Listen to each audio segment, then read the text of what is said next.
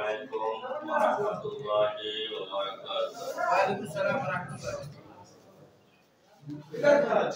إن الحمد لله رب العالمين والصلاة والسلام على قائد كل المحجلين نبينا محمد وعلى آله وأصحابه أجمعين. أما بعد فأعوذ بالله من الشيطان الرجيم. يثبت الله الذين آمنوا بالقول الثابت في الحياة الدنيا وفي الآخرة. وأرشد نبينا محمد صلى الله عليه وسلم في حديثه المبارك ما رواه الإمام البخاري رحمه الله تعالى في كتابه الصحيح. قال حدثنا أبو اليماني قال أخبرنا شعيب عن الزهري عن عروة بن الزبير أخبرته أن عائشة زوج النبي صلى الله عليه وسلم كان يدعو في صلاته اللهم إني أعوذ بك من عذاب القبر وأعوذ بك من فتنة المسيح الدجال وأعوذ بك من فتنة المحيا وفتنة الممات اللهم إني أعوذ بك من المأثم والمغرم وفي رواية أخرى ومن المغرم.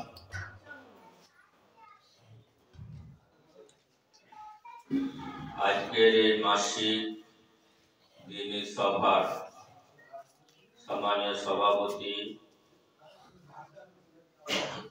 এবং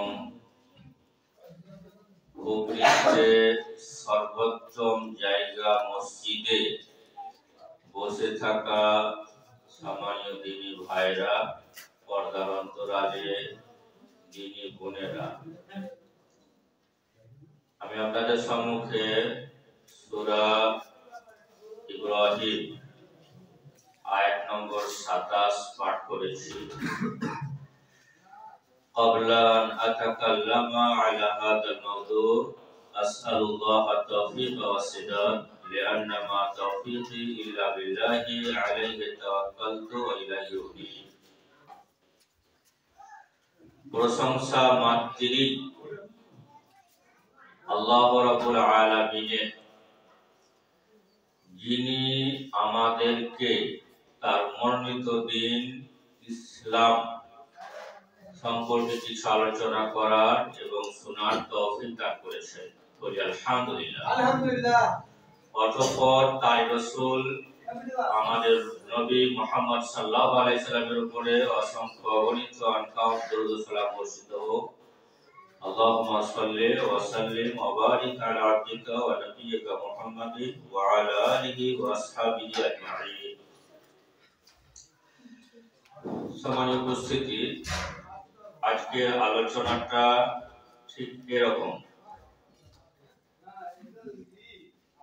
দার্সের মতো, মানে এর থেকে আল্লাহ রাব্বুল আলামিন আমাদেরকে কি মেসেজ দিচ্ছেন সেগুলো আমরা এই আয়াত দ্বারা শিখব। আল্লাহ তাআলা বলেন ইসাব্বিতুল্লাহুল্লাযীনা আমানু বিল কওলি সাবিত। ইসাব্বিত প্রতিষ্ঠিত রাখেন, অটল রাখেন। আল্লাহ আল্লাহ, আল্লাযীনা আমানু যারা ঈমান এনেছে, ফিল হায়াতি দুনিয়া দুনিয়াবী জীবনে, ফিল আখিরাতে এবং পরকালে। এখানে কি বুঝতে পারলাম? আমরা দিনে অটল প্রতিষ্ঠিত থাকব, এটা আমাদের হাতের কিছু নাই, সম্পূর্ণটাই আছে রব্বুল আলামিনের হাতে। তিনি যাকে চাইবেন তাকে সঠিক দিনের উপরে রাখবেন, তিনি যাকে চাইবেন ছুড়ে ফেলে দেবেন। এটা তিনি হলেন একচ্ছত্র মালিক। এমনকি তার সবচাইতে পছন্দনীয় বন্ধু আমাদের রাসূল মুহাম্মদ সাল্লাল্লাহু আলাইহি সাল্লাম, তাকেও কিন্তু তিনি ধমক দিয়েছেন, ইন্নাকা লা তাহদি মান আহবাবতা। হে নবী মুহাম্মদ সাল্লাল্লাহু আলাইহি সাল্লাম, তুমি যাকে চাইবে, যাকে পছন্দ করবে তাকে হিদায়াত দিবে না। তাহলে এখানে কি বুঝতে পারলাম? হিদায়াতের একচ্ছত্র মালিক হলেন রব্বুল আলামিন। আমরা যারা এই এলাকাতে সঠিক দ্বীনের উপরে এসেছি, এটা সম্পূর্ণটাই রব্বুল আলামিনের কর্তৃত্ব, আমার বিন্দুমাত্র কোনো কর্তৃত্ব নাই। এখানে কি বোঝালেন আল্লাহ তাআলা? ইসাব্বিতুল্লাহুল্লাযীনা আমানু, আল্লাহ তাআলা প্রতিষ্ঠিত রাখেন ঈমানদারদেরকে, বিল কাউলি সাবিতে, কাউল মানে হলো কথা, সাবিত এর মানে হলো প্রতিষ্ঠিত, শাশ্বত। আল্লামা জালালউদ্দিন সুয়ুতী রাহিমাহুল্লাহ তিনি উল্লেখ করেন যে আল কাউলু সাবিত, প্রতিষ্ঠিত বাণী, শাশ্বত বাণী বলতে বোঝানো হয়েছে কালিমাতুত তাওহীদ, লা ইলাহা ইল্লাল্লাহ, আল্লাহ ব্যতিরেকে সত্য কোনো উপাস্য নেই। তাহলে এখানে বিল কাউলি সাবিত থেকে আমরা দলিল নেব যে তাওহীদের উপরে প্রতিষ্ঠিত থাকা। তাহলে আল্লাহ তাআলা যাকে চাইবেন তাকে তিনি তাওহীদের উপরে প্রতিষ্ঠিত রাখবেন। আর যদি কাউকে সৃষ্টিকর্তা তাওহীদের উপরে প্রতিষ্ঠিত রাখেন, ফাবিহা ওয়া নি'মাত, নূরুন আলা নূর, এর চাইতে ভালো কথা আর কিছু নেই। তাহলে আমাদের কি করতে হবে? সর্বদা রব্বুল আলামিনের কাছে কি করতে হবে? হিদায়াত চাইতে হবে। এই জন্য তো আমাদের রাসূল সাল্লাল্লাহু আলাইহি সাল্লাম বলতেন, আমাদেরকে শিখিয়েছেন, যখন আমরা রাতের বেলায় বিতর নামাজ পড়ব তখন কি দোয়া করব? আল্লাহুম্মা হদিনি ফিমান হাদাইতা, হে আল্লাহ তুমি আমাকে হিদায়াত দাও যাকে তুমি হিদায়াত দিয়েছো। তাহলে আল্লাহর কাছে আমাদের সর্বদা কি চাইতে হবে? হিদায়াত চাইতে হবে, কারণ এর চাবিকাঠি হলো রব্বুল আলামিনের নিকটে। তাহলে এখন আমরা এই আয়াত দ্বারা বুঝতে পারলাম যে আমরা যারা আল্লাহ তাআলার তাওহীদ, একত্ববাদকে মানব, প্রভুত্ব হোক, উপাস্য হোক, আসমা এবং সিফত, তিনটিতেই আল্লাহ তাআলার তাওহীদকে আমরা জীবনে সাব্যস্ত করব। এটা কে করাবেন? আল্লাহ তাআলা করাবেন। এই জন্য আমাদেরকে সর্বদা তার কাছে তৌফিক চাইতে হবে। আমরা চাইও, আমরা কিন্তু চাই। কিভাবে চাই? যখনই আমরা নামাজ পড়ি, নামাজের দ্বিতীয় রাকাতে এবং চতুর্থ রাকাতে একটা দোয়া পড়ি। কি দোয়া পড়ি? আত-তাহিয়াতু লিল্লাহি ওয়াস সালাওয়াতু। আত-তাহিয়াতু, যারা আরবি বুঝছেন, এখানে এই যে আলিফ লাম আছে, আলিফ লামটা হলো ইস্তিগরাকি, এর মানে হলো আমার সার্বিক মৌখিক ইবাদত। লিল্লাহি, কার জন্য? আল্লাহ তাআলার জন্য। ওয়াস সালাওয়াতু, এখানেও আলিফ লামটা ইস্তিগরাকি, মানে সমষ্টিগত অর্থে ব্যবহৃত, মানে হলো আমার সার্বিক শারীরিক ইবাদত, আমি শরীর দ্বারা যত ইবাদত করি সব আল্লাহ তাআলার জন্য। অর্থ ইবাদত এর অর্থ হলো আমার সার্বিক আর্থিক ইবাদত। তাহলে আমি কত ধরনের ইবাদত করি? আত-তাহিয়াত থেকে আমরা শিখলাম তিন ধরনের, মৌখিক, শারীরিক এবং আর্থিক। এই তিনটে ইবাদতই কার জন্য করি? আল্লাহ তাআলার জন্য করি। যেটা আমরা প্রতি দুই রাকাত নামাজে এবং 4 রাকাত নামাজে আমরা দ্বিতীয় রাকাতে, চতুর্থ রাকাতে এই দোয়া করি, আত-তাহিয়াতু লিল্লাহি ওয়াস সালাওয়াতু ওয়াত তাইয়্যিবাতু।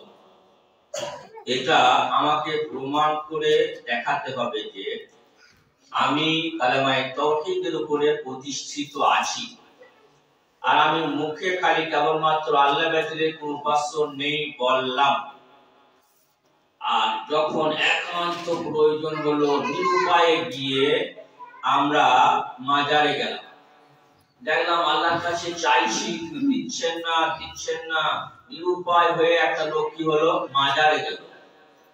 মানে ওর ধারণা যে রব্বুল আলামিন যে আল্লাহর ইবাদত করছি ওর খানিক শক্তিটা কম। আমাদের আকীদা তা নয়, আমাদের আকীদা হলো ইন্নাল্লাহা আলা কুল্লি শাইইন কাদির, আল্লাহ তাআলা সর্ব বিষয়ে মহা শক্তিমান। কেমন শক্তিমান দেখেন, আল্লাহ তাআলা সূরা আম্বিয়া 27 নম্বর আয়াতে উল্লেখ করেন, ফানাদা ফি যুলুমাতে, ইউনূস আলাইহিস সালাম যখন তিনি মাছের পেটে ছিলেন, তো ফানাদা ফি যুলুমাতে, তিনি ডাকলেন অন্ধকারে। যারা আরবি বুঝছেন, এখানে যুলুমাতুন মানে অন্ধকার, যুলুমাত মানে প্লুরাল ওয়ার্ড ইউজ করা হয়েছে, প্লুরাল শব্দ ব্যবহার করা হয়েছে। এর মানে কি হলো, তিনটে অন্ধকার থেকে ইউনূস আলাইহিস সালাম ডাকছেন। আল্লামা জালালউদ্দিন সৈয়দী রাহিমাহুল্লাহ তিনি তার তাফসীর জালালাইন উল্লেখ করছেন যে তিনটে অন্ধকার কি ছিল। একটা ছিল যুলুমাতুল লাইল, রাতের অন্ধকার ছিল। 2 নম্বর ছিল যুলুমাতুল বাহর, মানে সমুদ্রের অন্ধকার, সমুদ্রের ভিতরে। 3 নম্বর ছিল যুলুমাতু বাতনিল হুত, মাছের পেটের অন্ধকার। ইউনূস আলাইহিস সালাম কোথায় আছেন? রাতের বেলাতে। আবার সমুদ্রের পানির নিচে, আবার মাছের পেটের ভিতরে। তিনটে অন্ধকারে তিনি দোয়া করছেন। কি দোয়া করছেন? লা ইলাহা ইল্লা আনতা সুবহানাকা ইন্নী কুনতু মিনাজ জালিমিন। এটা কার পাওয়ার ছিল? লা ইলাহা ইল্লা আনতা, হে আল্লাহ তুমি ব্যতী রেখে সত্য উপাস্য কেউ নেই। তিনি দোয়া করছেন না, হে আল্লাহ তুমি আমাকে মাছের পেট থেকে নাজাত দাও, দোয়া করছেন না। কি দোয়া করছেন তিনি? লা ইলাহা ইল্লা আনতা, তুমি ব্যতী রেখে সত্য উপাস্য কেউ নেই। সুবহানাকা, আমি তোমারই প্রশংসা করছি। ইন্নী কুনতু মিনাজ জালিমিন, আমি অত্যাচারীদের অন্তর্ভুক্ত ছিলাম। এই দোয়াতে কি বুঝলাম? যে তিনি আল্লাহর কাছে দোয়া করছেন না যে হে আল্লাহ মাছের পেটে আছি তুমি আমাকে মুক্তি দাও। তিনি কি দোয়া করছেন? তাওহীদ। তিনি তার মুখে তাওহীদ প্রমাণ করছেন, তাওহীদ। তো তাওহীদের এত পাওয়ার যে আল্লাহ তাআলা ওই মাছটাকে সমুদ্রের মধ্যে এমন শক্তি দিলেন যে মাছটা কি করলো? ইউনূস আলাইহিস সালামকে উগলে ফেলে দিলেন। আবার মধ্যখানে সমুদ্রে লয়, মাছটা চাইলে মধ্যখানে সমুদ্রের মধ্যে ফেলে দিতেন। তিনি সমুদ্রের ধারে এসে কি করছেন? ইউনূস আলাইহিস সালামকে উগলে দিলেন। ইউনূস আলাইহিস সালাম পাড়ে উঠলেন। কি বুঝতে পারলাম? তাওহীদের এত বড় পাওয়ার যে যত বড়ই বিপদ হোক না কেন, তাওহীদ যদি আমি জীবনে আল্লাহ তাআলাকে প্রভুত্বে, আল্লাহ তাআলাকে উপাস্যে, নাম এবং গুণাবলীতে যদি একত্ববার প্রমাণ করতে পারি, এর অর্থ হলো দুনিয়াতে যত রকম বিপদ আসুক না কেন, প্রত্যেক বিপদে আমি যথাযথ ধৈর্য ধারণ করতে পারবো। রব্বুল আলামিন সেই তৌফিক আমাকে দেবেন। যেহেতু এই ধৈর্য ধারণ করাটা সম্পূর্ণ রব্বুল আলামিনের হাতে, এই আয়াতে সে কথাই বোঝানো হলো ইসাব্বিতুল্লাহুল লাযিনা আমানু বিল কওলি সাবিতে, আল্লাহ তাআলা অটল রাখেন মুমিনদেরকে শাশ্বত বাণীর উপরে, মানে কালেমায়ে তাওহীদের উপরে, মানে তাওহীদের উপরে। তাহলে কে তাওহীদের উপরে থাকবে আর কে শিরকে নিমজ্জিত হবে, এটা রব্বুল আলামিন জানেন। এইজন্য আমাদেরকে সর্বদা তার কাছে চেয়ে নিতে হয়। অফিল আখিরাতে, এবং পরকালে তিনি আমাদেরকে অটল রাখবেন। ঠিক এইটুকু পার্থক্য। নাও hour tongue is our control. এখন আমাদের জীবটা আমার কন্ট্রোলে আছে। অফিল আখিরাতে, কিন্তু যখন পরকালে যাব, পরকালের ব্যাখ্যা কি? আল্লামা সুয়ুতী রাহিমাহুল্লাহ তাফসীরে জালালাইনে আপনি সূরা ইব্রাহিম আয়াত নম্বর 27 এর ব্যাখ্যা দেখেন, দেখবেন অফিল আখিরাতে এই ফিল কবরে, অর্থাৎ কবরে, যখন কবরে যাব তখন এই জীবটার বাক্যালাপ শক্তিটা আমার হাতে থাকবে না। এই শক্তিটা কার হাতে থাকবে? সৃষ্টিকর্তা রব্বুল আলামিনের হাতে থাকবে। এই জন্য আমি পার্থিব জগতে আমার জীবটা যেমন ইচ্ছা ব্যবহার করলাম, তাহলে কিন্তু পরবর্তীকালে ঠিক যেমন ইচ্ছা তেমন ব্যবহার হয়ে যেতে পারে। এর নাম হলো শরীর।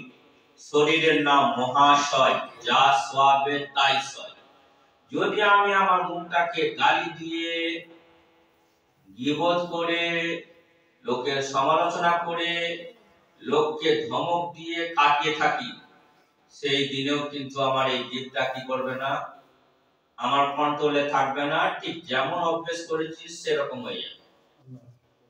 এই জন্য ভাই মুসলিম, আমাকে আমার জীবটাকে কন্ট্রোল করতে হবে। এই জন্য আল্লাহ রাসূল বলেননি সহিহ বুখারীতে, মাইয়াদমান লি মা বাইনা লিহিয়াইহি ওয়া রিজলাইহি আদমান লাহু আল-জান্নাত। যে ব্যক্তি আমাকে গ্যারান্টি দিবে তার দুই ঠোঁটের মাঝখানে আর দুই পায়ের মাঝখানে, অর্থাৎ জিহ্ব আর লজ্জাস্থান, আদমান লাহু আল-জান্নাত, আমি তার জন্য জান্নাতের গ্যারান্টি দেব।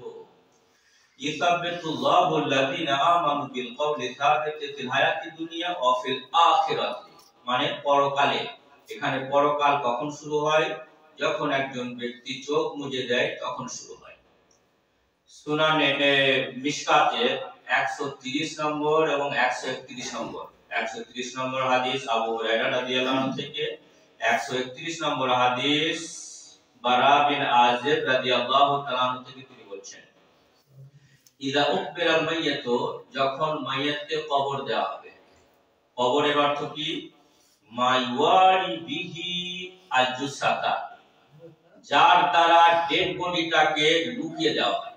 যার দ্বারা ডেড বডিটাকে লুকিয়ে দেওয়া হয়, মানে আমরা ডেড বডিটা তো মাটি খনন করি অথবা সেটা কবরস্থ করি। যারা নন মুসলিম আছে তার ডেড বডিটা কি করে?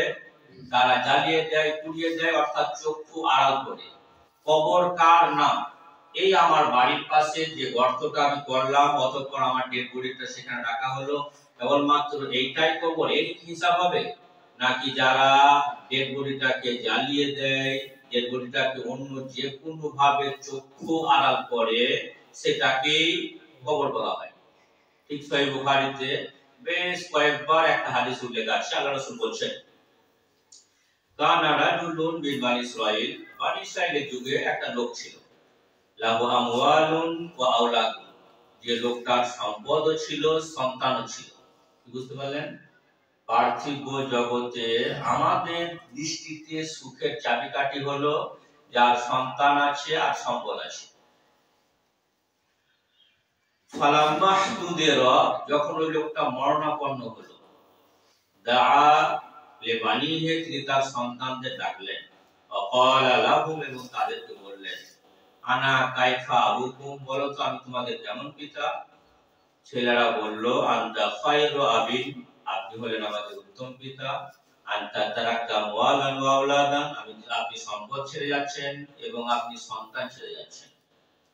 ওই লোকটা তার সন্তানদের বলল, ইসমাউনি, তোমরা আমার কথা শুনো, মা ফাআলতু খায়রান কাত, আমি কোনোদিন কোনো ভালো কাজ করিনি। ইযা আনা মিতু, যেদিন আমি মরে যাব, ফাআউকিদুনি, তোমরা আমার এই ডেড বডিটাকে আগুনে জ্বালাবে। তাহলে কি বুঝতে পারলাম? আমি এখানে বোঝাতে যাচ্ছি যে আগুনে জ্বালানোর কথা।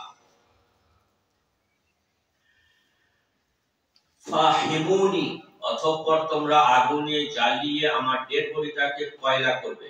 ফাসহিকুনি, অতঃপর তোমরা আমার ডেড বডিটাকে পিষবে। সুম্মা জারুনি ফি ইয়াউমিন আসিফিন ইনদাল বাহর, সমুদ্রের কাছে নিয়ে গিয়ে যেদিন বাতাস বইবে সেই বাতাসে উড়িয়ে দেবে। ফালাম্মা, যখন ওই লোকটা মরে গেল, তার সন্তানরা তাই করলো। আমার আল্লাহ তাআলা আদেশ দিলেন আয়াতমাউ লাহু, ওই লোকটাকে আনজামিউনি, ওই লোকটাকে আমার জন্য একত্রিত করো। কান্নাহু রাজুলুন ওয়াকিফুন বাইনা ইয়াদাই রহমান, যেন লোকটা একেবারে রহমানের সামনে দাঁড়িয়ে। বুঝতে পারলাম, জ্বালিয়েছিল, পুড়িয়েছিল, ভেবেছিল আমি কোনদিন ভালো কাজ করিনি, আল্লাহর কাছে মুখামুখি করে। তাহলে আমরা যারা কবরস্থ হয় কেবলমাত্র তাদের জন্য এই হাদিস নয়, যাদেরকে পুরানো হয়, এক কথায় মরে যাওয়ার পরে নতুন জীবন শুরু হয়, যেটাকে আমরা আলামে বারজাখ বলি। এই আলামে বারজাখের কথা, সেটা যে কেউ, যে কোনো জাতি যেভাবে মৃত্যুর পরে তাদের বডিটাকে চোখ ফাড়া করুক না কেন, প্রত্যেকটি বোঝানো হয়েছে। তাহলে মিসকাতুল মাসাবির 131 নম্বর হাদিসে ইদা উকবিরাল মাইয়াতু, যখন মাইয়াতকে কবর দেওয়া হবে, আতাহু মালাকানে, এই কবরে কয়জন ফেরেশতা আসবে? দুজন ফেরেশতা আসবে। কেমন হবে তারা? আসওয়াদানে, তাদের দুজনের শরীরের রং হবে কালো। আজরাকানে, তাদের দুজনের চক্ষুগুলো হবে ব্লু, নীল কালারের চোখ হবে। বাইজলিসানিহি, অতঃপর কবরের ওই লোকটাকে তুলে বসাবে। ওয়ায়ানফুখু ফিহি রূহ, এবং তাকে রূহ দেবে। অতঃপর তাকে তিনটে প্রশ্ন জিজ্ঞেস করা হবে। প্রথম প্রশ্ন কি? মান রব্বুকা, তোমার রব কে? লোকটি মুমিন হবে তো উত্তরে বলবে রাব্বি আল্লাহ, আমার রব হলেন আল্লাহ। দ্বিতীয় প্রশ্ন হবে কবরে, মা দীনুক, তোমার দিন কি? লোকটি উত্তরে বলবে দীনি আল ইসলাম, আমার দিন হলো ইসলাম। তৃতীয় প্রশ্ন হবে মান হাদার রাজুলুল্লাযী বুইসা ফী, তোমাদের মাঝে যে লোকটাকে, তোমার মাঝে যে লোকটাকে নবী করে পাঠানো হয়েছিল, এর নাম কি? উত্তর হবে মুহাম্মাদুন সাল্লাল্লাহু আলাইহি ওয়াসাল্লাম। যখন এক ব্যক্তি এই তিনটে কবরের প্রশ্নের উত্তর দেওয়া হবে, এরই অর্থ হলো সূরা ইব্রাহিম আয়াত নম্বর 27, অফিল আখিরাতে, আল্লাহ তাআলা প্রতিষ্ঠিত রাখবেন দুনিয়াতে, আর প্রতিষ্ঠিত রাখবেন কোথায়? পরকালে। যখনই কবরের এই তিনটে প্রশ্ন হয়ে যাবে, ঠিক আমরা এই হাদিস বুঝি, সুনান তিরমিজির হাদিস, আল্লাহ রাসূল সাল্লাল্লাহু আলাইহি সাল্লাম বলেন,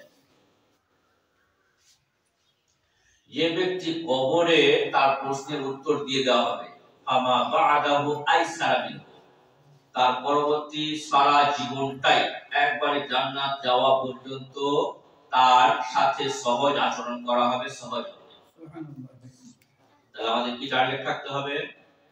তাওহীদের উপরে যদি আমি অটল থাকি, দুনিয়াতে অটল রাখবেন আল্লাহ তাআলা, পা কিছুতেই স্লিপ হবে না। আর পরকালেও যখন ওই দুজন ফেরেশতা আসবে, প্রশ্ন করবে, তখন আমরা প্রশ্নের উত্তর সহজেই দিতে পারবো। এখন ওই দুজন ফেরেশতা আসবেন, যখন একটা লোক জিজ্ঞেস করবে, প্রশ্ন জিজ্ঞেস করা হবে, প্রশ্নের উত্তর দিবে, তখন ওই লোকটা বলবে, কি বলবে? কাইফা ইদরি, আচ্ছা তুমি এই যে তিনটি প্রশ্ন হবে, উত্তর জানলে কিভাবে? ওয়ালা, লোকটি বলবে, আমি কি বলছি আপনাদের সম্মুখে? মিশকাতুল মাসাবির 131 নম্বর হাদিসের অনুবাদ করছি। কি বলবে লোকটা? কারাআতু কিতাবাল্লাহ, কি বলবে লোকটা? যে উত্তর দিয়ে দিবে সে বলবে যে আমি কুরআনুল কারীম পড়েছি। আমরা এখানে যারা আছি কুরআনুল কারীম পড়েছি তো? কুরআনুল কারীম পড়ি তো? সবাই কুরআনুল কারীম পড়তে জানি ভাই? সবাই জানি? যাক আলহামদুলিল্লাহ। তারপরে কি বলবে দেখো, আমানতু বিহি, আমি কুরআনুল কারীমের উপরে ঈমান এনেছি। দ্বিতীয় কথা বলবে সাদ্দাকতুহু, আমি কুরআনুল কারীমটা সত্য বলে জেনেছি। এখান থেকে আমরা কি দলিল নেব? যে ওই দুজন প্রশ্ন তাকে জিজ্ঞেস করবে, কিভাবে তুমি উত্তর দিলে, তখন ওই লোকটা বলবে আমি কিতাবুল্লাহ পড়েছি, ঈমান এনেছি এবং এটাকে সত্য বলে বলেছি। তাহলে যারা কোরআন পড়তে জানে না, তাদের মুখ থেকে কবরের প্রশ্নের উত্তর আসবে না। আমরা হাদিস এইভাবে বুঝি, যারা কোরআন পড়তে জানে না, তাদের কবরের প্রশ্নের উত্তর কি হবে না? আসবে না। মানে আল্লাহ তাআলা তাদেরকে অটল রাখবেন। এখন পরবর্তী শব্দ যদি আমি কোরআন পড়েছি আমান্তু বিহি, আমি তার উপর ঈমান এনেছি। এই ঈমান আনা মানে কি? চলতে পারে কি আল্লাহ তাআলা সূরা বাকারা আয়াত নম্বর 123 বলেন, আল্লাযীনা আতাইনাহুল কিতাব, আমি যাদেরকে কিতাব দিয়েছি, ইয়াতলুনাহু হাক্কা তিলাওয়াতিহি, এরা সেটা যথাযথ তেলাওয়াত করে, উলাইকা ইউমিনুনা বিহি, তারাই ওর উপর ঈমান আনে। আপনি যখন বলবেন ফেরেশতাকে কবরে যে আমি কিতাবুল্লাহর প্রতি ঈমান এনেছি, তখন আপনাকে কিন্তু প্রমাণ করে দেখাতে হবে। কি দেখাতে হবে? তেলাওয়াত। কারণ আল্লাহ তাআলা বলছেন, আল্লাযীনা আতাইনাহুল কিতাব, আমি যাদেরকে কিতাব দিয়েছি। আল্লাহ তাআলা আমাদের কিতাব দিয়েছেন। কি কিতাব দিয়েছেন? আল কোরআনুল কারীম। ইয়াতলুনাহু হাক্কা তিলাওয়াতিহি, ওরা তারা যথাযথ তেলাওয়াত করে। যদি আপনি তাফসীর ইবনে কাসির খুঁজেন, এর ব্যাখ্যা খুঁজেন, তো উবাই ইবনে কাব রাদিয়াল্লাহু আনহু ইবনে আব্বাস রাদিয়াল্লাহু আনহু এর ব্যাখ্যা করছেন, ইযা মাররা বিআয়াতিন ফিহি আযাবুন আ'আদাল্লাহু মিনহু, যদি কবরে বা জাহান্নামের কোন আযাবের আয়াত তার সামনে দিয়ে পেরিয়ে যায়, তখন সে জাহান্নাম থেকে আশ্রয় চায়। ইযা মাররা বিআয়াতিন ফিহি যিকরুল জান্নাহ, যখন কোন আয়াত পার হয় যে আয়াতে জান্নাতের জিকির আছে, সে তখন দাঁড়ায়, অতঃপর সে জান্নাত চেয়ে নেয়। ইযা মাররা বিআয়াতিন যুকিরা ফিহি হালাল, যখন সে কোন এমন আয়াত পড়ে যে আয়াতে হালালের কথা আছে, ফাহিলুহু, তখন সে সেটাকে হালাল বলে মানে। ওয়া ইযা মাররা বিআয়াতিন ফিহি হারাম, যখন সে কোন এমন আয়াত পার হয় যে পড়ে যে আয়াতে হারাম আছে, তখন সে ওটাকে হারাম বলে মনে করে। এই তাফসীর কে করেছেন? সাহাবায়ে কেরাম। তাফসীর ইবনে কাসিরে আপনি সূরা বাকারার 121 নম্বর আয়াত খুঁজবেন তো পাবেন। আচ্ছা, এই যে এতগুলো কথা বললাম, এর অর্থ কি হলো?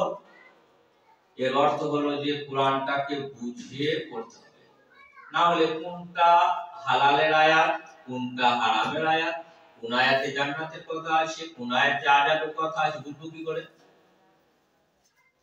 কেননা our mother tongue is Bangla, আমাদের তো মাতৃভাষা Bangla. The language of Holy Quran is in Arabic, আর যে কোরআন ভাষা আরবি, তাহলে আমরা বুঝবো কি করে?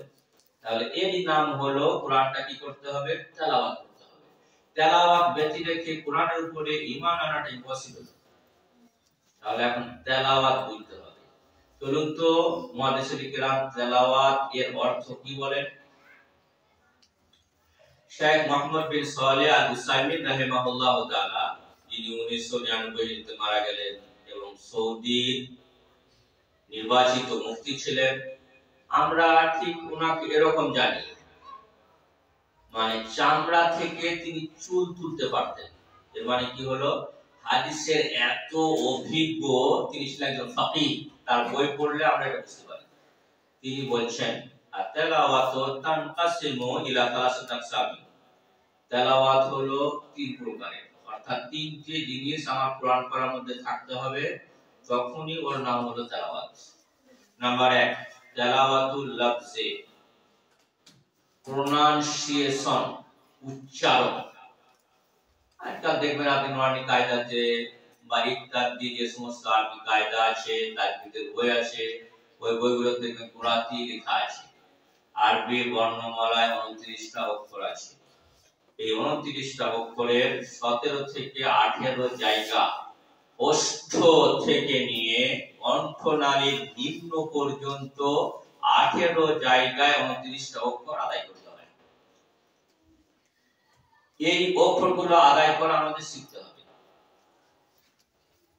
আপনি বলবেন আমরা তো বাঙালি, আর কোরআনের ভাষা আরবি, এগুলো আমাদের শিখতে একটু কষ্ট অবশ্যই আছে।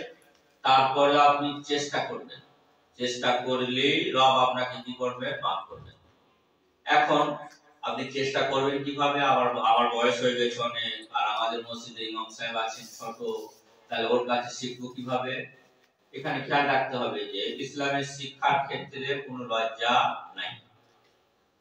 জানেন, আমরা হলাম মানুষ, মানে আমাদের কি একবারে যত সৃষ্টি আছে সব সৃষ্টির সেরা হলেন মোমেনরা, মানে মোমেনরা হলেন সবচাইতে সেরা, এমনকি ফেরেশতাদের চাইতেও সেরা। সূরা বাইয়ানাত আল্লাহ তাআলা সে কথা বলেছেন। তো আমাদের কি করতে হবে? চেষ্টা করতে হবে যে আমরা যেন কোরআনের অক্ষরগুলো ঠিকঠাক আদায় করি। যদি ছোট ছেলের কাছে শিখতেও হয়, এই যদি শেখার ব্যাপার, কোনো লজ্জা নাই। আপনি কেন লজ্জা করবেন না? ঠিক এটা দেখেন, আপনি সূরা মায়েদা কোরবানির কথা উল্লেখ করলেন আল্লাহ তাআলা, সেখানে তিনি উল্লেখ করলেন ফাবাআতাল্লাহু গুরাবান ইয়াবহাসু ফিল আরদি, আল্লাহ তাআলা একটা কাককে পাঠালেন, অতঃপর ওই কাকটা ঠোঁটে করে মাটি খুঁড়লো। এর তাফসীর কি আছে যে আল্লাহ তাআলা দুটো কাক পাঠালেন, একটা কাক অন্য কাককে ঠোঁট দ্বারা মারলো, ফলে জীবিত কাকটি ঠোঁট দিয়ে মাটি খুঁড়ে মৃত কাকটার বডিটাকে নিয়ে কি করলো? চাপা দিল। অতঃপর কাবিল যখন হাবিলকে হত্যা করেছিল, বডিটা কি করব টেনশনে পড়ে গেল। তখন কাবিলের সামনে ঘটনা ঘটলো, তখন কাবিলও কি করলো? গর্ত করলো, অতঃপর হাবিলের ডেড বডিটাকে মাটি চাপা দিল। এই যে কাবিল মানুষ শিখলো কার কাছ থেকে? একটা কাকের কাছ থেকে। মহাদিসরা উল্লেখ করেন যে মানুষ যদি কাকের কাছে কবর দেওয়া শিখে, এর অর্থ হলো যে শিক্ষার ব্যাপারে কোনো লজ্জা নাই। এরপরেও যদি আমার লজ্জা থাকে, আলহামদুলিল্লাহ আমাদের কাছে অ্যান্ড্রয়েড সেট প্রত্যেক জিনিস ব্যবহারের কাছে, আমি যদি এটা ভালো কাজে ব্যবহার করি, আপনি ইউটিউবে যাবেন, বলবেন আরবি বর্ণমালা সঠিক উচ্চারণ শিখবো, দেখবেন আপনাকে সুন্দর করে প্রত্যেকটা অক্ষর উঠায় আদায় করা হবে, অষ্ট থেকে কণ্ঠনালীর নিম্ন ভাগ পর্যন্ত কোন অক্ষর উঠায় আদায় করতে হবে আপনি পেয়ে যাবেন। তারপরে আপনি চেষ্টা করবেন, ওরা যেমন ভাবে বলছে আপনি করার চেষ্টা করবেন। আপনি তো বলতে পারবেন সে যে আমি চেষ্টা করেছি। খেয়াল রাখতে হবে যে আমরা হলাম অনারব, আমাদের ভাষা কিন্তু আরবি নয়, তো আরবদের মতো আমাদের হবে, একটু কষ্ট হবে, কিন্তু তারপর আমাদের চেষ্টা করতে হবে।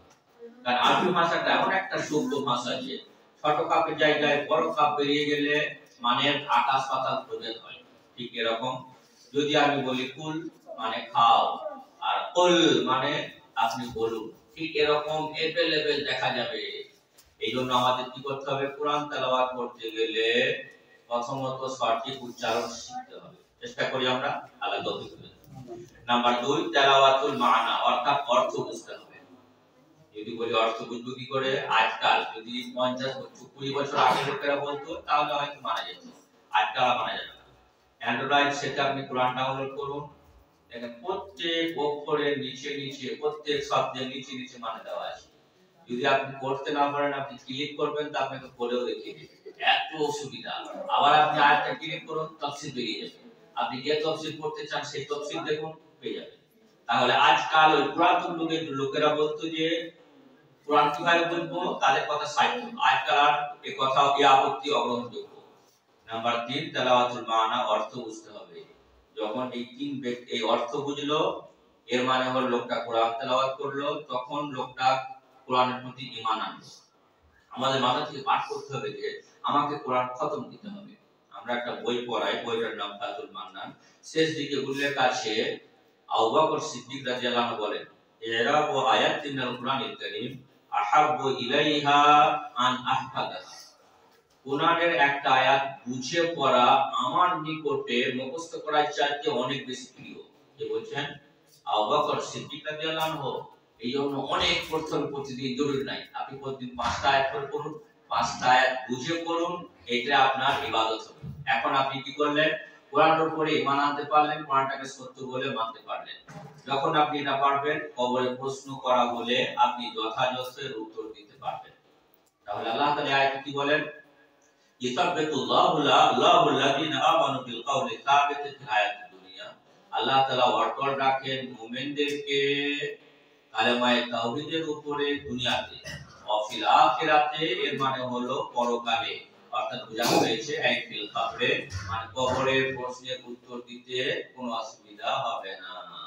তাহলে আমাদের কি আয়াত থেকে শিখলাম যে তাওহীদ আমাকে জীবনে সাব্যস্ত করে দেখাতে হবে, প্রভুত্বে, উপাস্যে, নাম এবং গুণাবলীতে। এটা হবে আত-তাহিয়াতু লিল্লাহি ওয়া সালাওয়াতু ওয়া তাইয়্যিবাতু। অবশ্যই প্রভুর কাছে প্রার্থনা করি, প্রভুদয়াময় তুমি আমাদের সকলকে কোরআন কারীম সঠিকভাবে বোঝার তৌফিক দাও। আমিন। প্রভুদয়াময় আমরা যারা বিভিন্ন জায়গা থেকে তোমার মনোনীত দিন ইসলামের আলোচনা শুনতে এবং করতে এসেছি, তুমি আমাদের সকলকে সঠিক পথে থাকার তৌফিক দাও। আমিন। এবং যখন আমরা মারা যাব যেন কলেমা তাওহীদের উপরে মারতে পারি সেই তৌফিক দাও। এবং কবরে যখন আমাদের প্রশ্ন হবে যেন তুমি আমাদের জীবকে সঠিক প্রশ্নের উত্তর দিতে পারে সেই তৌফিক দিও। আমিন। ওয়া আখিরু দাওয়ানা আলহামদুলিল্লাহি রাব্বিল আলামিন ওয়া সাল্লাল্লাহু আলা নাবিয়িনা মুহাম্মদ ওয়া আলা আলিহি ওয়া সাহবিহি আজমাইন।